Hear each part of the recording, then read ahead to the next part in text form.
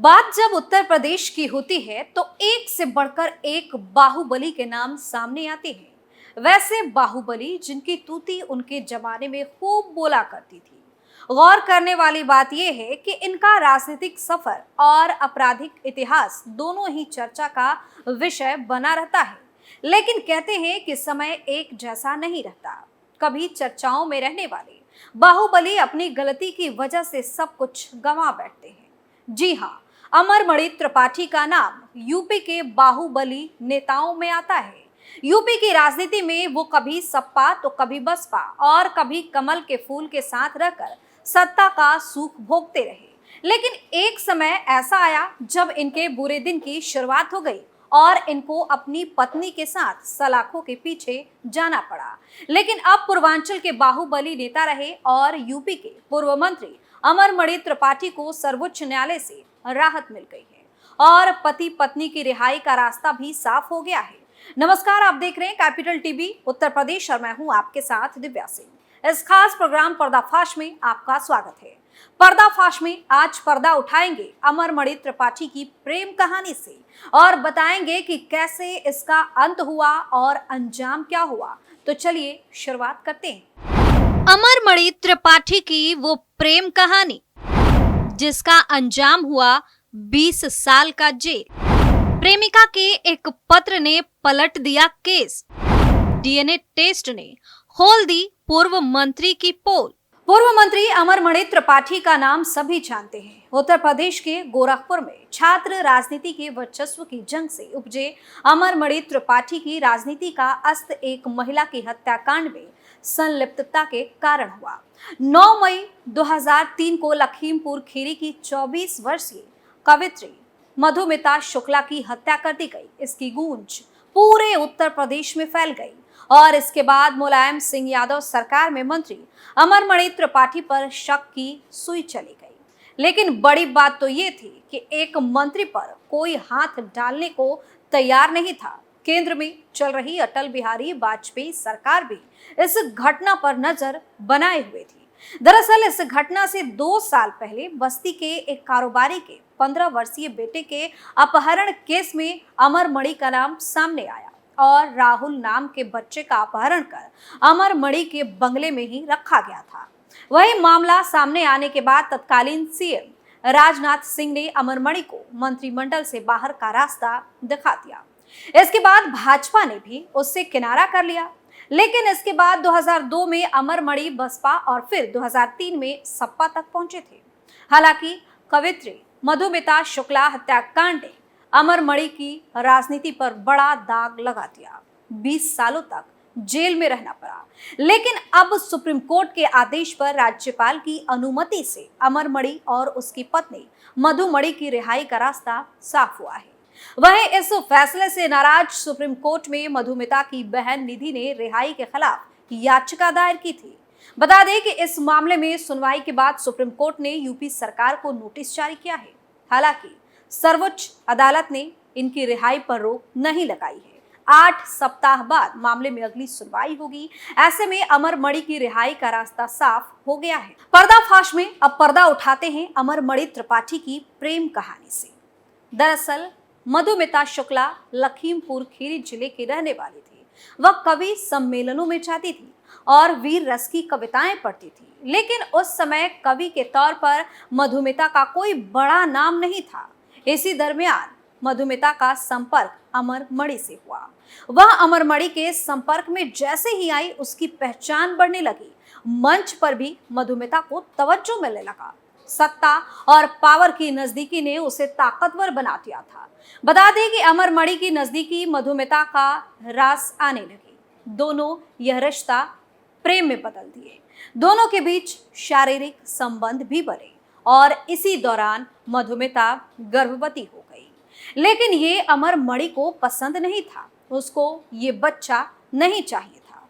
उस पर अबॉर्शन का दबाव बनाया जाने लगा क्योंकि अमरमणि इस रिश्ते को स्वीकार करने के मूड में नहीं थे। वही मधुमिता किसी भी स्थिति में अबॉर्शन को राजी नहीं थी। देखते ही देखते मधुमिता की प्रेगनेंसी 7वें महीने में प्रवेश कर गई। इसी दौरान 9 मई 2003 को गर्भवती मधुमिता शुक्ला की गोली मारकर हत्या कर दी गई और इस कांड में सूटिश के रूप में संतोष राय, भतीजे रोहित मणि त्रिपाठी और पवन पांडे का नाम सामने आया। इसके अलावा अमरमणि त्रिपाठी और उसकी पत्नी मधुमणि त्रिपाठी को भी आरोपी बनाया गया। लखनऊ के महानगर थाने में केस दर्ज कराया गया। महानगर एसएचओ अजय कुमार चतुर्वेदी ने घटना की जांच शुरू कर दी। एसएचओ ने जांच के दौरान मधुमिता की डायरी और अन्य जानकारी भी जुटाई। घटना के इकलौते गवाह घर के नौकर को सुरक्षा दी गई। इसके बाद अमरमणि के घर की जांच शुरू हुई। हालांकि मधुमिता की बहन इस केस में पुलिस की इस कार्रवाई से संतुष्ट नहीं थी और ऐसे में मामले को सीबीसीआईडी को सौंप दिया गया। वहीं सीबीसीआईडी ने केस की जांच अपने तरीके से तेज कर दी। इस मामले में अहम मोड़ जून 2003 में आया, जब केस की जांच कर रहे 1967 बैच के आईपीएस महेंद्र लालका को सरकार ने सस्पेंड कर दिया, क्योंकि आईपीएस लालका ने इस कांड में अमरमणि की संलिप्तता पाई।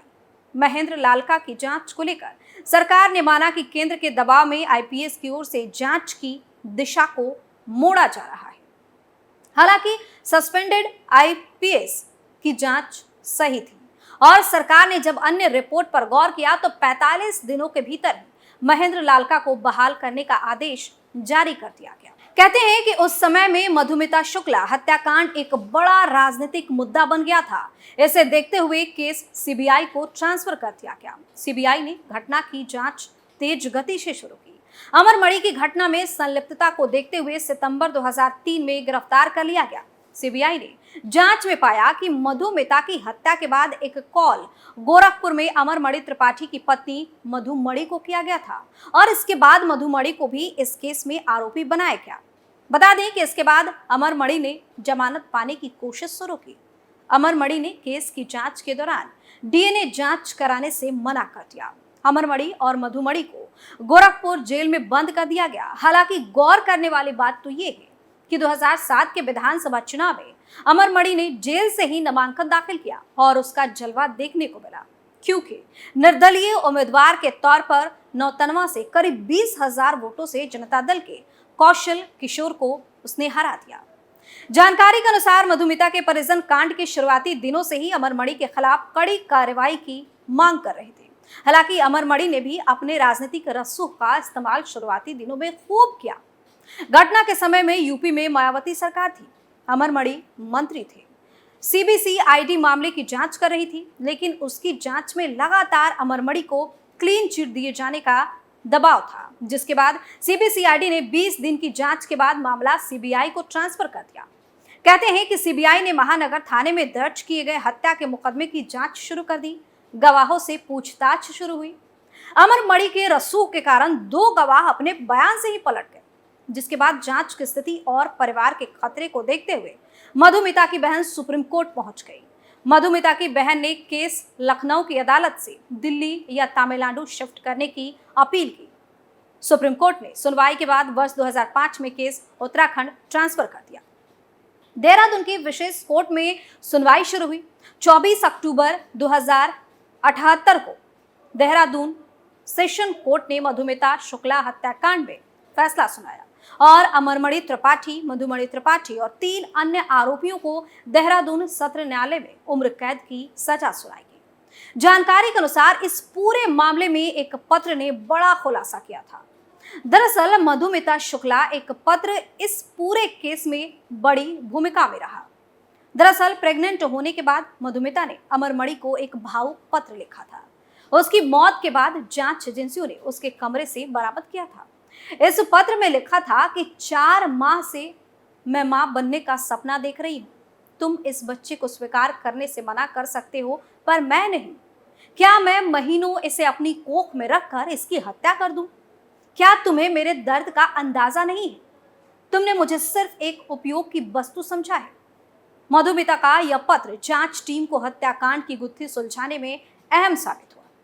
हत्याकांड के बाद मधुमिता की गर्भ में पल रहे बच्चे का डीएनए टेस्ट किया गया। अमरमणि को डीएनए टेस्ट कराने को कहा गया तो पहले उसने मना कर दिया, लेकिन बाद में जब डीएनए टेस्ट हुआ तो बच्चे का डीएनए अमरमणि से मिल गया। इसके बाद उसे सजा मिली। फिलहाल कोर्ट की उम्र कैद की सजा को 16 साल बाद राज्यपाल की अनुमति के बाद खत्म करने का निर्देश दिया गया है। अमरमणि और मधुमणि की उम्र, सजा की अवधि और सजा के दौरान जेल में अच्छे आचरण को देखते हुए सजा को माफ किया गया है। राज्यपाल की अनुमति के बाद जेल प्रशासन और सुधार विभाग ने रिहाई का आदेश जारी किया। करीब 20 साल बाद अमरमणि के जेल से बाहर आने के बाद पूर्वांचल में राजनीतिक समीकरण बदल सकता है। फिलहाल पर्दाफाश में इतना ही। आप अपनी राय इस कहानी पर हमें कमेंट करके जरूर बताएं। देखते रहिए कैपिटल टीवी उत्तर प्रदेश। नमस्कार।